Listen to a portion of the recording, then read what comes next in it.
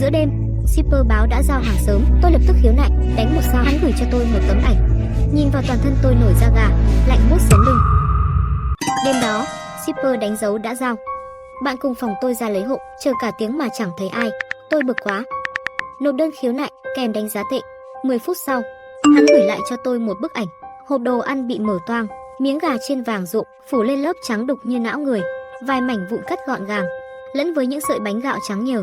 Bên cạnh là con dao dính đầy máu tươi. Dòng tin nhắn hiện lên để tỏ lòng xin lỗi. Tôi đã thêm cho cô vài món đặc biệt. Từ giờ tôi sẽ không qua trung gian nữa. Tôi muốn đích thân mang đồ ăn đến phòng cô. Cô cho tôi biết số phòng ký túc của mình nhé. Tôi chết lặng, đồng tử giãn to, dán mắt vào màn hình không tin nổi. Bức ảnh phóng to. Tôi định nhìn kỹ hơn thì hắn đột ngột thu hồi. Một luồng lạnh buốt chạy dọc sống lưng, tức điên người. Rõ ràng hắn giao trễ, giờ còn dám dọa tôi bằng ảnh ghép. Nghĩ tôi sợ à? Tôi ném điện thoại sang bên, càng nghĩ càng bực, định gọi công an luôn cho thì điện thoại đổ chuông. Chính là hắn gọi. Tôi định cúp máy, nhưng lỡ tay bấm nghe. Giọng hắn vang lên, khàn khàn, run rẩy. Xin lỗi, thật sự xin lỗi cô Diệp. Tối nay bạn gái tôi gặp chuyện rồi. Đừng nói đạo đức này nọ với tôi không muốn nghe. Ban nãy anh còn dám dọa tôi cơ mà. Tưởng tôi sợ à? Tôi gắt lên, ngắt lời hắn. Giọng bên kia run rẩy. Không, tôi chỉ quá rối loạn.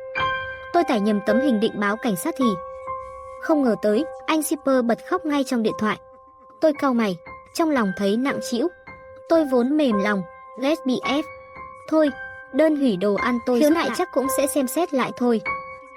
Nhưng anh làm thế, ai mà không giận chứ? Tôi hiểu là lỗi của tôi, thật lòng xin lỗi.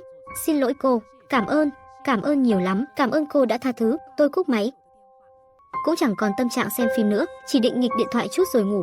Bỗng tấm ảnh hắn gửi lại hiện lên trong đầu tôi. Ảnh mạng à? Nhưng quán gà rán đó chỉ có gần trường tôi thôi mà. Chẳng lẽ hắn thật sự? Còn máu trên dao là của ai? Hắn thu hồi ảnh quá nhanh, tôi chưa kịp nhìn rõ.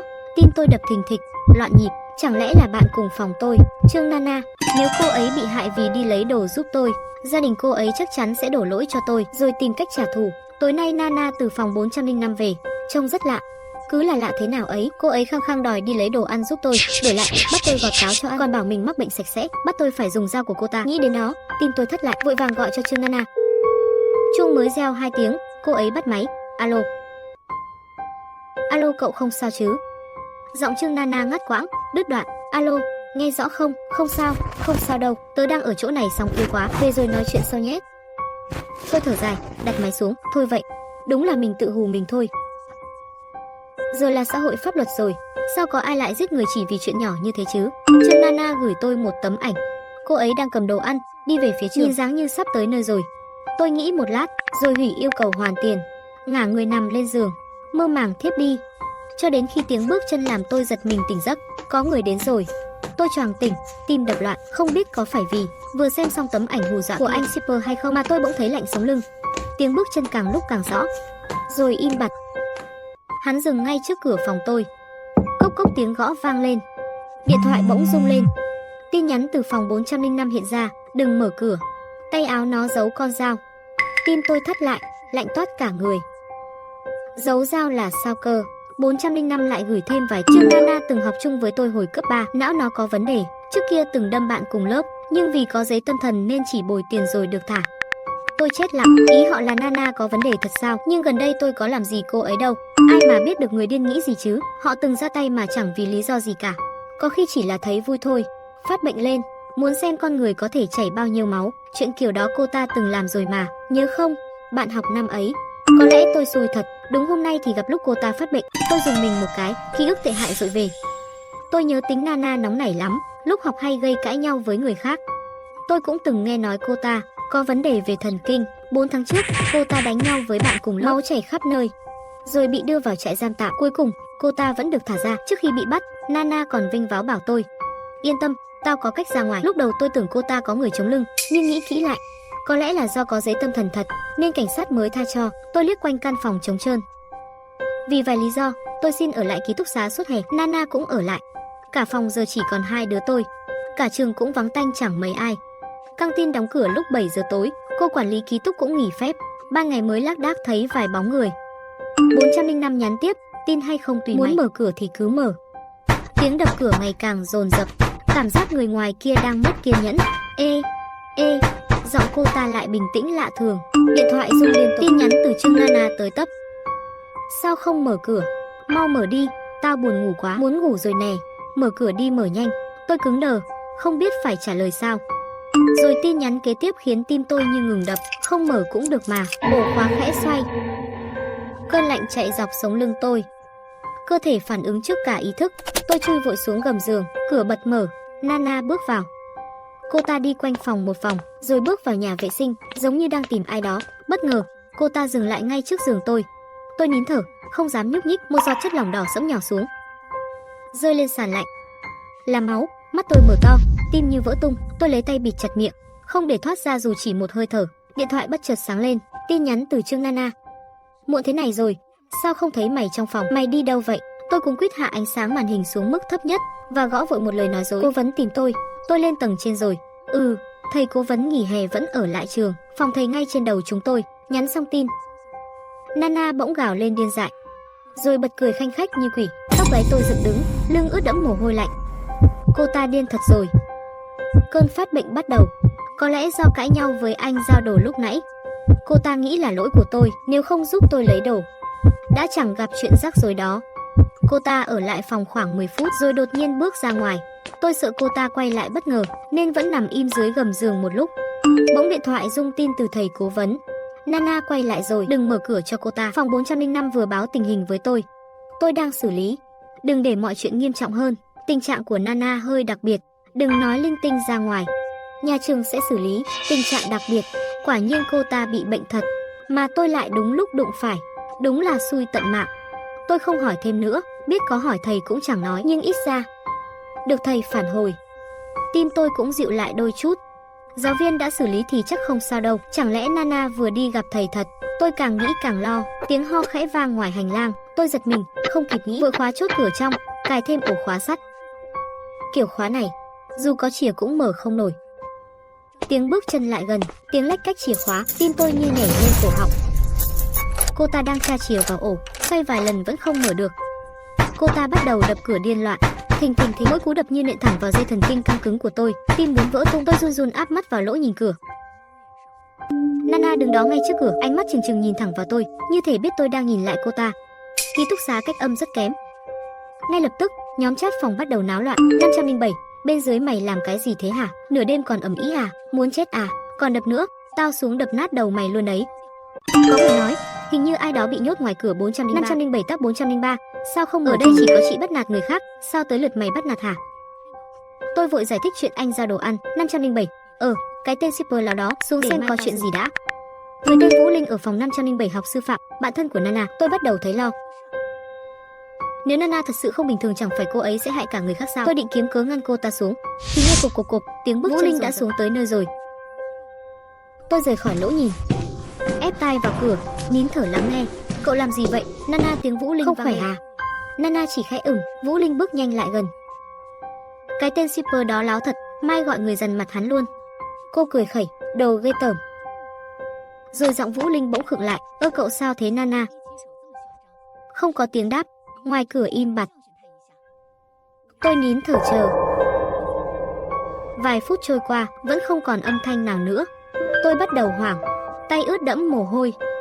Sao im lặng thế này? Đừng nói là có chuyện rồi chứ. Tôi lấy hết can đảm, lại ghé mắt nhìn qua lỗ nhỏ. Vũ Linh đứng trước cửa, bên cạnh là Nana. Tay cậu sao lại chảy máu vậy? Chảy nhiều máu thế này, sao không băng lại đi? Giữa đêm mà nhìn phát rợn cả người. Thật đấy, mồ hôi lạnh chảy ròng ròng. 507 vừa nói vừa quay lại gõ cửa.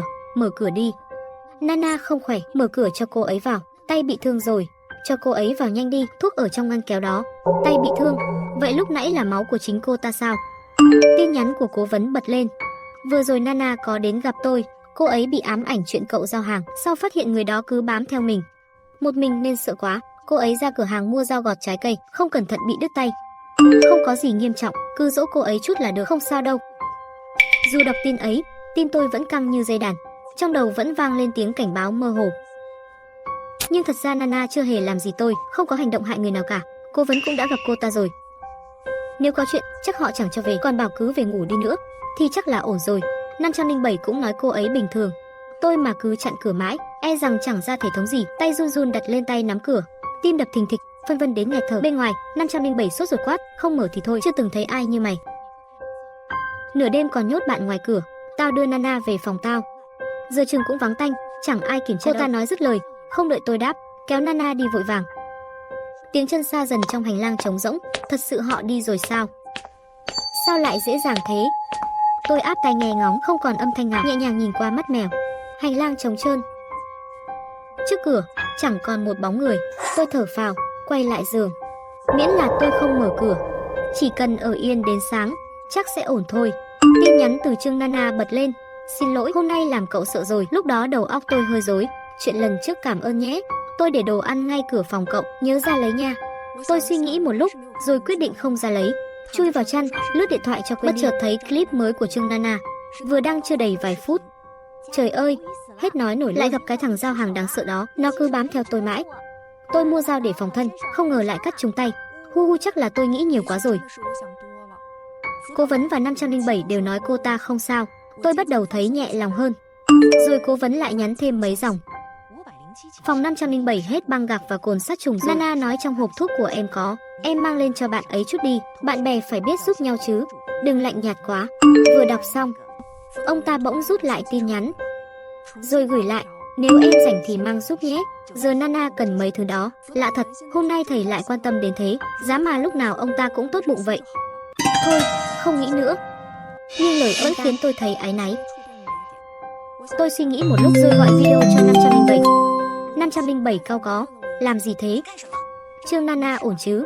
Hỏi cái đó làm gì? Lúc nãy không cho người ta vào, giờ lại giả vờ quan tâm, ghê tởm thật đấy. Thật ra, hôm nay Nana gặp thằng giao hàng đó cũng tại mày cả thôi. Thôi, có gì mai nói tiếp. Đúng vậy. Tất cả là vì tôi đặt món ấy. Tôi khựng lại tim nặng trĩu. Tôi quyết định kể hết chuyện vừa rồi cho người từng nhắn tôi đừng mở cửa phòng 405. 405 là chị khóa trên đã bảo lưu, giờ học cùng khóa với tôi, chuyển về lớp tôi học kỳ trước. Tính tình khá tốt. Phải 10 phút sau chị mới nhắn lại, biết rồi. Tôi nhắn tiếp, có nên mang thuốc cho Trương Nana không? Đừng đi thì hơn. Tôi do dự, nhưng vẫn nghĩ nên đưa thuốc cho Trương Nana. Dù sao mọi chuyện đều bắt nguồn từ tôi. Chỉ cần nghĩ đến hành lang tối om là tôi lùi bước. Đúng là tôi chẳng can đảm chút nào. Nếu tôi từng chứng kiến một vụ giết người, nhìn rõ mặt hung thủ, chắc cũng không dám chỉ mặt. Tim tôi giằng xé dữ dội. Dù thật ra tôi cũng chẳng ưa gì cô ta. Thôi kệ đi, tôi có tật lạ đời, cứ buồn là muốn ăn. Tôi lén mở cửa, nhặt túi đồ ăn lên, rồi khẽ khàng đóng lại. Lúc ấy tôi mới nhớ, chiều nay Trương Nana có đưa tôi canh nấm, mùi thơm ngào ngạt khiến tôi nuốt nước bọt. Tôi uống liền một ngụm lớn, chưa bao giờ tôi nếm thứ nước xương nào đậm vị đến vậy. Tôi uống cả trong một hơi. Vẫn chưa đã. Tôi mở túi đồ ăn ngoài lên, trong đống gà chiên vàng rộm, lẫn mấy ngón tay bị chặt cụt. Tôi chết sững nhìn kỹ lại, trên những ngón tay ấy còn sơn móng cầu kỳ, giống hệt của Trương Nana. Toàn thân tôi run bần bật, nỗi sợ quét sạch từng nhịp tim. Trương Nana bị giết rồi. Vậy người vừa nãy là ai? Điện thoại video từ phòng 507 vang lên. Bình tĩnh, phải thật bình tĩnh. Càng hoảng loạn, càng dễ chết nhanh hơn. Hắn chắc chưa biết tôi lấy đồ ăn. Nếu giờ để lộ, hắn có thể làm chuyện còn khủng khiếp hơn. Tôi hít sâu một hơi và nhận cuộc gọi video. Tôi cố gắng giữ giọng bình thường. Alo, có chuyện gì à, sao mày lạnh lùng vậy hả? 507 nghiến răng nhìn tôi đầy oán hận. Đồ vô cảm, ngay cả bạn thân mày cũng phản bội được à? Còn cúi đầu nịnh kẻ hại bạn mình nữa. Mày sẽ không có kết cục tốt đâu. Con đàn bà khốn nạn, cùng phòng chảy máu đầy ra như thế, mày cũng chẳng buồn hỏi han à? Tao nói với cố vấn rồi còn gì. Tao đâu có băng gạc, trong ngăn kéo của Nana có đấy. Cố vấn không bảo mày sao? Sao không mang lên hả? Mày mù à? Chỉ là mang chút đồ thôi mà, có phải liều mạng đâu. 507 vừa gào vừa chửi loạn. Tôi run run đáp, xin lỗi, thật đấy, tôi tìm mãi không thấy băng gạc. Giờ muộn rồi, phòng y tế đóng cửa rồi, mai tôi đi cùng Nana băng bó vết thương nhé. Tôi hơi buồn ngủ rồi, tôi ngủ trước đây, chúc ngủ ngon. Vừa định ngắt cuộc gọi thì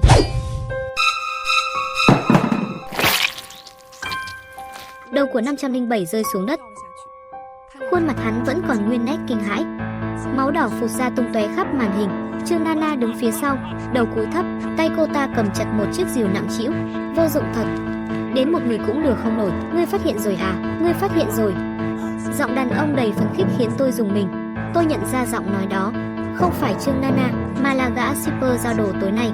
Tất cả tin nhắn tối nay đều là hắn dùng điện thoại của Nana để gửi. Gã giật phăng bộ tóc giả, nhe răng cười rợn người nhìn tôi. Con đàn bà thối dám cho tao đánh giá, giờ thì đến lượt tao đánh mày. Lũ nhà giàu như tụi mày, có chút tiền là tưởng mình cao sang, thích sỉ nhục người khác hả? Cái đứa bạn mày đúng là mồm thối thật. Nghe xong hắn nổi điên, chửi tôi là đồ rách nát, còn nói tôi cả đời chẳng ai thèm yêu, con tiện đó. Đồ thối tha, nếu không vì nó, giờ tao đã có cả đống tiền tiêu không hết rồi, đáng đời nó. Nghĩ lại tao càng giận, nên tao cắt luôn cái lưỡi nó muốn gọi cứu à, tao tiện tay chặt luôn ngón, luôn chân, giờ tới lượt mày rồi đó. Nỗi sợ kinh hoàng làm đầu tôi trống rỗng. Mọi thứ bỗng sáng tỏ trong khoảnh khắc. Bảo sao lúc đầu 507 nhìn Trương Nana, vừa sợ vừa hỏi dồn, sau đó hai người bỗng im bặt. Ra là khi đó 507 đã bị tên giao hàng uy hiếp rồi. Hèn gì cái Trương Nana kia tối nay cứ đứng ngoài cửa không nói gì. Trong bóng tối tôi chẳng nhìn kỹ, còn tưởng cô ta buồn. Ai ngờ đó đâu phải Trương Nana, mà là tên giao hàng giả dạng. Cô cố vấn nhắn cho tôi liên tục. Càng nghĩ tôi càng thấy Nana lạ. Tôi chẳng dám mở cửa, chỉ khẽ khuyên qua cánh cửa mấy câu, đừng mang thuốc lên nữa, lo an toàn của em trước đi, khóa kỹ cửa sổ lại, tôi đã báo công an rồi, đừng làm hắn nghi ngờ, cứ giả vờ như không, chờ cảnh sát đến, hiểu không? Tôi gật đầu lia lịa. Phòng ký túc là nơi an toàn nhất, chỉ cần không mở cửa là được. Vâng, cô ạ, tôi trả lời. Cô nói đúng lắm, chỉ cần tôi không mở cửa, hắn chẳng làm gì được tôi. Cô đã gọi cảnh sát rồi, họ chắc sắp tới thôi. Chỉ cần tôi ở yên trong phòng, khóa kỹ lại, không sao hết, không sao hết, cảnh sát sắp đến rồi. Tôi tự trấn an mình, nhưng vẫn không để ý rằng tên giao hàng chưa hề rời đi. Theo lý mà nói, hắn vừa dọa tôi như vậy, đáng lẽ phải lập tức mò lên mới đúng chứ, hay là đang dấp tâm giở trò khác. Hắn biết chìa khóa không mở được cửa phòng tôi, nên đang nghĩ cách khác để phá cửa xông vào. Ý nghĩ ấy lởn vởn trong đầu, càng nghĩ, tim tôi càng loạn, trong đầu chỉ vang lên một câu hỏi. Ký túc này thật sự an toàn à? Chỉ cần khóa kỹ cửa, hắn có thật sự vào không được không? Tôi nhìn chân cánh cửa trước mặt. Loại cửa này mỏng lắm, chỉ cần đá mạnh là bung. Tôi quay đầu nhìn ra cửa sổ, tầng 4 không có song chắn. Nếu hắn muốn leo lên, chỉ cần đập vỡ kính là xong. Làm sao đây? Chạy ra ngoài à? Nhớ hắn phục sẵn ngoài hành lang thì sao? Vừa bước ra hắn lao tới, đâm một nhát thì sao? Tôi rối bời, đầu óc trống rỗng, chạy quanh phòng như con thú bị dồn góc. Làm sao bây giờ? Làm sao đây? Tôi khựng lại, siết chặt nắm tay, ánh mắt dán chặt vào cánh cửa. Thôi, liều một phen, chết thì chết. Tôi rón rén bước ra ngoài, khẽ khép cửa lại sau lưng. Trong bóng tối chỉ còn tấm biển lối thoát hiểm, hắt ra ánh sáng xanh mờ lạnh lẽo. Tôi nuốt khan một ngụm, rồi quay người bước xuống cầu thang. Vừa xuống đến tầng 3, tôi nghe thấy tiếng bước chân và tiếng máy cưa rít lên. Tầng 1 ký túc của chúng tôi có phòng chứa đồ nghề bảo trì. Tôi từng thấy chú thợ giật lấy đồ từ đó, giờ nghĩ lại mới hiểu ra. Hắn không lên tìm tôi là vì đi lấy dụng cụ. Hắn định dùng cưa cắt cửa. Tôi dùng mình, lòng thầm tạ ơn quyết định vừa rồi. Nếu khi nãy tôi không chạy ra ngoài, giờ chắc xác tôi đã lạnh cứng rồi. Tôi lau mồ hôi dịn trên trán, nghiêng người, len lén chui vào tầng 3. Tầng 2, tầng 3 đều trống, không có ai ở. Phòng chuẩn bị cho tân sinh viên thôi, bên trong trống trơn chẳng có gì, để dễ dọn dẹp nên cũng chẳng khóa cửa. Tôi chọn bừa một phòng rồi chui vào trốn. Tôi gửi tin cho phòng 405, kể hết mọi chuyện cho cậu ấy biết, bảo cậu ta phải cẩn thận, khuyên tắt hết đèn trong phòng đi. Như vậy tay giao hàng sẽ không biết trong phòng còn người. Chỉ có tôi làm hắn tức giận thôi, không lý gì hắn lại tìm đến 405 cả. Một lúc sau 405 mới trả lời, không ngờ cậu tốt bụng vậy đấy. Cảm ơn nhé, may mà cậu nhắc tôi đừng mở cửa, không thì chắc tôi toi đời rồi. Không sao, cậu cứ trốn kỹ trong phòng đi, đợi cảnh sát tới là ổn cả thôi. Phải sống sót đấy nhé. Thấy cậu, tôi nhớ đến thằng bạn thân hồi nhỏ, nói chung chúng ta nhất định phải sống sót. Đọc tin nhắn của 405 xong, trong lòng tôi bỗng dấy lên hy vọng. Nhất định phải sống. Cố vấn lại gửi tin đến. Buổi tối, tôi vừa nghe thấy tiếng cưa điện dưới tầng. Em không sao chứ? Không sao đâu thầy hạ, em đã lén trốn sang tầng khác rồi. Vậy thì tốt quá. Không ngờ mọi chuyện lại nghiêm trọng đến vậy. Em đang trốn ở tầng nào thế? Đừng sợ nhé, thầy qua tìm em ngay, cảnh sát sắp tới rồi. Tôi vốn rất nhát gan, nếu thầy cố vấn có thể đến thì tốt biết mấy. Thế là tôi nhắn lại, em đang ở tầng 3, phòng 304. Được rồi, em cứ ở yên đó, thầy tới ngay đây. Lòng tôi tạm yên lại đôi chút, nhưng vẫn thấy có gì đó sai sai. Tại sao mỗi lần thầy nhắn tin cho tôi đều đúng lúc đến kỳ lạ như thế? Chẳng lẽ tim tôi chợt chĩu xuống, một luồng bất an dữ dội trào lên. Không thể ở lại phòng 304 được nữa. Tôi lao vội đến cửa, rón rén đẩy nhẹ bước ra ngoài. Tĩnh lặng, hành lang im phăng phắc, chỉ nghe tiếng tim tôi đập dồn. Tôi do dự trốn sang phòng khác, hay liều chạy xuống tầng 2. Một luồng khí lạnh lẽo từ sau lưng ập tới, toàn thân tôi cứng đờ, không dám quay đầu. Trong bóng tối, một bóng người dần hiện ra. Bạn Diệp à, tìm cậu khó thật đấy. Xong rồi là tên giao hàng. Tôi muốn chạy, nhưng chân nặng như đeo chì, không sao nhích nổi, toàn thân run bần bật. Giọng tôi lạc đi, run rẩy nói, xin lỗi, tôi không nên đánh giá anh tệ như vậy. Nhưng hắn không đáp lại. Tôi từ từ quay người lại, gương mặt hắn méo mó, và tôi hoàn toàn mất sức, ngã sụp xuống đất. Giọng hắn lạnh buốt, chậm rãi vang lên, cậu còn nhớ Tiểu Nhã lớp cậu chứ? Đúng rồi, cô gái mất vài tháng trước, người ta nói là tự tử. Cô ấy là bạn gái tôi. Từ sau khi cô ấy chết, tôi bắt đầu giao đồ quanh trường, vừa làm vừa tìm hiểu chuyện hôm đó. Sau đó tôi biết, con nhỏ Trương Nana đó dựa vào tiền nhà, với cả người thân làm cố vấn, muốn làm gì trong trường cũng được, ỷ thế bắt nạt bạn bè. Hôm đó, Tiểu Nhã bị Trương Nana và con 507 kia bắt nạt, chống cự lại rồi bị đâm, cuối cùng chết trong máu. Còn Trương Nana nhờ bố và thầy cố vấn lo lót thoát được án, vẫn sống ung dung. Giọng hắn bỗng cao vút, gần từng chữ. Còn cậu, bạn thân nhất của cô ấy, rõ ràng thấy hết mọi chuyện, tại sao không dám đứng ra chỉ tên kẻ giết người? Tất cả đều phải trả, tất cả phải trả. Gã shipper bước tới, ép sát tôi, tôi con người lại, mặt tôi đầy tuyệt vọng. Tôi gào khóc, đừng, xin lỗi. Lúc đó tôi quá sợ. Gã chậm rãi giơ cao chiếc rìu. Nỗi kinh hoàng của vây tôi, rợn cả người, mắt tôi tối sầm, tôi ngất lịm. Cảm giác lạnh buốt, mùi thuốc khử trùng nồng, tiếng tích, tích, đều đều trong tai. Tôi cố mở mắt, nặng như chì. Đây là bệnh viện. Ký ức vụn vỡ ùa về trong đầu tôi.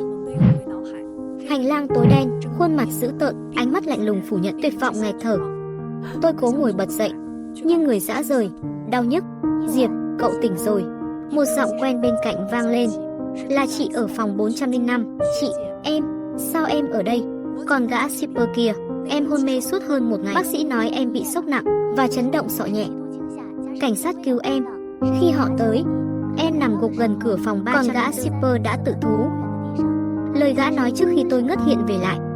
Khuôn mặt Tiểu Nhã hiện lên trong đầu tôi, nụ cười quen thuộc ấy. Nước mắt vỡ òa. Trong khoảnh khắc tôi ngất, biểu cảm gã trên mặt như đông cứng. Hắn nhìn vào khuôn mặt mà trước đây hắn cho là phản bội và nhút nhát, giờ chỉ còn lại yếu đuối và bất lực tận cùng. Câu gào tuyệt vọng, tôi quá sợ, như một mũi kim đâm thẳng vào cơn hận và cơn giận bùng nổ. Bịch, rìu rơi xuống sàn. Nếu là Tiểu Nhã, nhìn tôi thế này chắc hắn hận tôi đến chết. Có lẽ không phải hắn không muốn nói, mà là không dám nói. Giống như khi Tiểu Nhã bị Trương Nana bắt nạt, cô ấy cũng từng không dám phản kháng. Tôi có tư cách gì mà đứng trên cao để phán xét một linh hồn cũng đang vùng vẫy trong sợ hãi? Hắn nhìn cô gái đang ngất dưới đất. Tiểu Nhã, nếu là em, chắc em cũng không trách anh đâu, em hiền lành đến thế. Phim hay, anh em nhớ like, share và subscribe ủng hộ Hồ Các Kinh Dị nhé. Chào anh em.